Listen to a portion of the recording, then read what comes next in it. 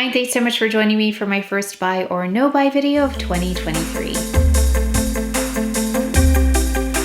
So I call this making the edit because of everyday edit. So I'm going to be very selective about what I am picking up. And most of the collections that are out or coming out soon are not things I'm going to pick up. There are only a few and there's what I need help on, so please let me know what you think. So let's take a look. It's the Mitzah leopard print. So it says the Mitzah leopard print has appeared in the collections of the house since the first Dior fashion show in 1947. And this is a tribute to the timeless print through a collection privé.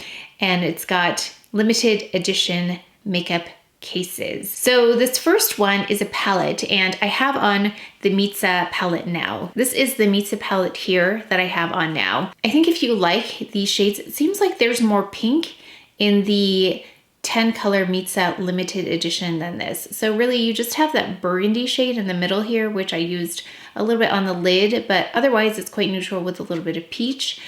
This one, however, looks like it leans lighter, kind of like the organza palette on that left side, if you remember that one. And then there seems to be quite a bit of pink on the deeper side of it as well. It says it's got shiny golden nude, luminous light pink, radiant red pink, intense brick brown, warm nude, golden fuchsia, dazzling pearl, radiant coral, dark burgundy, a velvety brown. So most of the shades are not shades that I would choose to wear. In fact, there's a lot of that reddish tone that I'm seeing come across, and that's why I'm not picking up as much. So you've got that. You also have this Dior Forever cushion powder, and this is Mitzah limited edition. It's a loose setting powder. So I have the one right here, and I used it today just to revisit it because I wanted to remind myself I didn't initially love this one. I love the packaging though, it's really cute. But I tried it again. It reminds me of the Ruffy powder, but without the cooling sensation. So it's got like a no powder finish to it if you like that. One of the things that it did initially, this powder, was that you could see my dark spots come through, and I don't have that much concealer on today. So I think my dark spots are not as bad either. So that's helping for sure. This one is a subtly shimmering rosy beige. So I don't love a rosy tone in my powder. If it was peach, but also it's shimmering. So I also don't love shimmery. So I would definitely not pick this up. This is not the same product, but I just wanted to revisit their cushion powder though in general. That's what I have on today. This one's an 820 Rose that they have here. So the 820 is a limited edition shade as well. It enhances the complexion with a subtle shimmering glow. So yeah, it says the complexion is even out, mattified, and beautified. So it has mattifying yet glow effects. I'm curious about how it would perform, but since I didn't love this in the first place, I don't know if I would love something like this, but then with glow in it. Yeah, just not something I'm excited about. So I'm skipping that altogether. Now they have these lip maximizers, and I feel like my lips are quite full already. I don't need to maximize anymore. So that's why I don't usually use them. This is a lip plumping gloss, instant and long-term volume effect, 24-hour hydration. I'd love to test that 24-hour hydration. So this is one of the things I would need help on.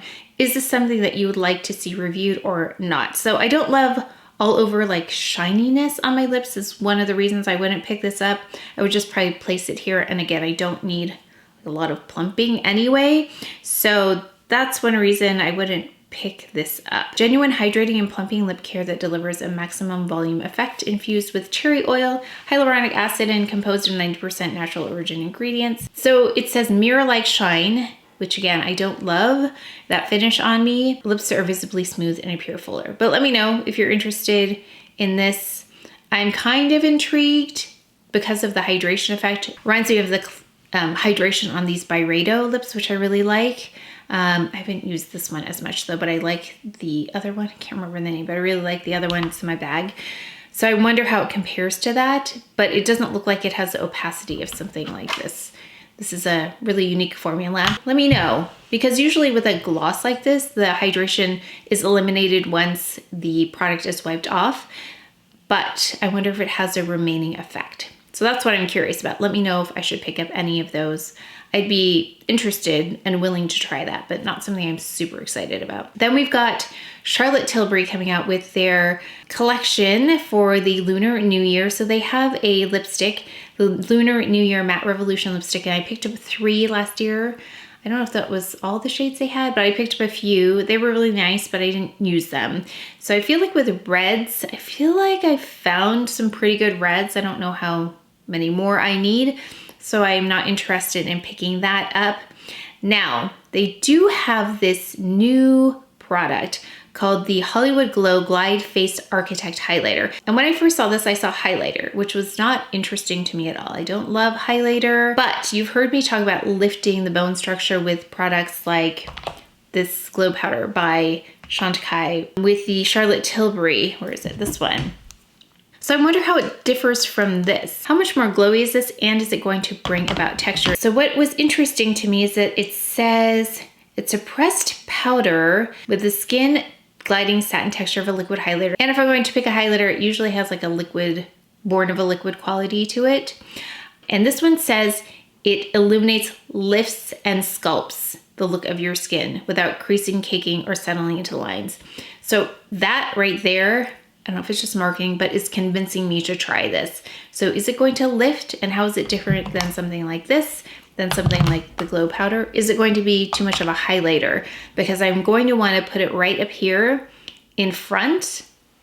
And as you know, this can be emphasized on me because of the texture. So that's where I'm like, I don't know. How is this different than other highlighters? Softly sculpts the facial architecture. So I want to know if this is between a powder and a highlighter, or is it more of a highlighter, or what exactly makes this different? I know it says what makes it different, but there's nothing really in there. It does have a lot of shades though. It's got 2, 4, 6, I might have to order one, but then I don't know which one to order. Champagne Glow probably would be the one. But see, she's putting it on the model, and I see that it has the potential to bring out texture. Let me know what you want to see. I was gonna pick this up, but now that I'm looking at the video, I'm so back and forth on this one. I'm gonna need some help on this. Interested, not interested. I really don't see it being that different, but I'm curious about it because it's more of an innovation, and I love innovation, so that would be the reason I would pick it up.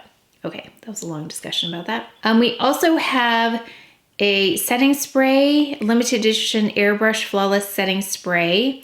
And I think the only thing here is that, let's see, is the packaging, right? This is a good one. Actually, I was looking for a setting spray like in the warmer months, and I couldn't find this. This is what I was looking for. So I think it's just, I mean, it's a pretty packaging. Really like it, but I don't think I need it. I think I would pass on that unless I need a setting spray. Then she has those pop shots, the hypnotizing pop shots. Yeah, that's not my kind of thing. There's a lot of shimmer in there. I like this blue one though. I think that is really pretty. And I like the emerald one. I think that's beautiful as well. But other than that, yeah, not my kind of thing. So I think if you like really shimmery things, I'm really intrigued by that blue shade, and then also the emerald. Then we got the Suqqu spring collection, and I'm just looking on their site, and it says available from Friday the 20th of January, and you can pre-order starting the 13th. And I'm looking, there's a little picture here on their site, and from what I can see, the palette looks interesting, but it also reminds me of the one that I have with a little bit of green in there, which I really liked, but not necessarily something I would need to pick up. And then it looks like there are some lip products and like a gold maybe mascara in there, and then a green eyeliner, which is hinting towards all those pastels. That seems to be the thing for spring. I'm really interested in fashion pieces coming out with all the lovely pastels, like the lavenders and the mint greens and like the light blues, like that icy kind of pastel. I think those are really pretty. But for makeup, I don't know. I don't know how I feel about that on me. I don't know how great that's gonna look, but I love it in clothing. And then you have a blush here, which looks more on the orangey side, which is gonna be great for those of you who like that color, because I think that's a little bit harder to find, but I like their formula a lot. So Victoria Beckham came out with a new lipstick in Alter Ego. It's a really bright, it reminds me a lot of the 80s, and this is not something I would choose because I think it would be too bright on me, But if you love this color, because I know some of you do, love this really bright kind of fuchsia color, it's really beautiful. I love their formula, but I will be passing on that. And then there's a Satin Kajal eyeliner in copper. And I think if this were me 5 years ago, 7 years ago, I would have picked this up because I loved that coppery tone on the eyes. But now I'm preferring cooler tones, even though I have this Mitza on today. I just wanted to show you what the Mitza palette looks like. I really like this one, I think, compared to their limited edition one. I also did a get ready with me in a vlog. Hopefully that will have gone up before this. I think, will it have gone up? Maybe not. I don't think it will have gone up yet. Okay, so if you want to see this look, I filmed the get ready with me in a vlog. But this copper liner is something that I would pass on as well. So nothing from Victoria Beckham. That's really exciting to me. I still want to pick up their green. I don't remember the name of the emerald maybe. Their green eyeliner looked beautiful and I never picked it up. I really like her eyeliners, but, and I love a green eyeliner too. Guerlain is coming out with a palette. I love their lipstick cases, so I think those are really pretty. So this Ombre G Red Orchid, it's the 770 Red Vanda. It's a multi-effect high color long wear. This is definitely something that I would pass on just because all of these shades are not shades that I would wear. I think if your coloring complements this, it's a really pretty look. It just is not something that I wear or looks good on me. Like this is about as warm or reddish as I can go without it looking off. Although let me know if you want me to try. I'm really curious. I just want to play with this, but I don't necessarily want to buy it because I saw someone with like just deeper color than me. She had a tan and she had on this really pretty, it was almost this makeup. And I thought that looks really beautiful on her, but I just don't think that looks good on me or something I would wear. But the way she had it done was really everyday also. Let's talk about Chanel. So Chanel came out with a few things. They came out with their concealer, the under eye concealer, and I know many of you have asked me if I'm going to try it, and I have been wanting to try it, but I just hadn't had time to film it because we were traveling. So that is actually in the mail and will be featured soon. I'm gonna do a wear test on that because thank you for letting me know that the wear test is important to you. So that's on the way. And then hopefully I'll have a couple of shades for you above and below. I think I picked up 40 and 70 was huge. I think the one lighter is 32. So I'm going to show you swatches of that as well. It looks like also there's a new #1 to Chanel. It's a revitalizing foundation, illuminates, moisturizes, and protects. So how is that different than the #1 to Chanel? Is that different? How's that different than my other Chanel foundation? I'm confused. Let me see what I can find out about this, but it looks exactly like my Chanel, #1 to Chanel that I already have. Let me go look because now I need to know. It looks like this. I'm very confused. Never mind. They just added new shades. That's what's new here. I don't like when they put new on the product, but it's not really new, it's just new shades. I wish it would say new shades, that would help. But they did come out with new Rouge Allure Velvet Luminous Matte Lip colors, and I posted on the community tab all of the new shades because Margaret, my contact at Chanel, provided them to me because she wanted me to look at them. She's so good about that. I'm making sure that I'm not just buying everything, so she helps guide me. I really wanted to pick up 55, but she reminded me, I think you have a lot of shades that color. And then there were a couple other ones, but she steered me in a direction that might be more spring-like. So we went with 54 Paradoxal and number 51 Legendaire.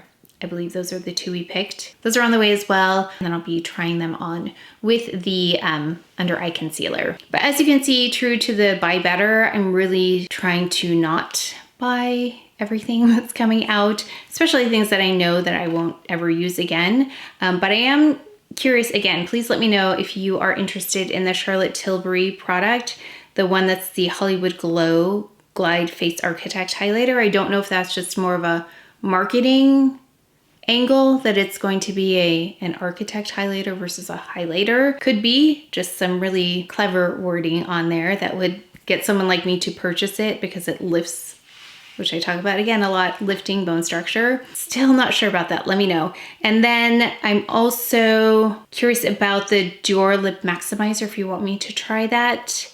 I'm willing to just because I'm curious. But let me know about that, and then definitely going to pick up those Chanel products I mentioned, so look for that video soon. That is it for this mostly no buy or no buy making the edit. I'd love to know what you're interested in. Are you picking up some of the items I'm passing on, or are you also passing? But that is it for today's video, so please take care of each other, stay well. If you enjoyed this video, if you learned something, please give it a thumbs up, subscribe, and I will see you next time.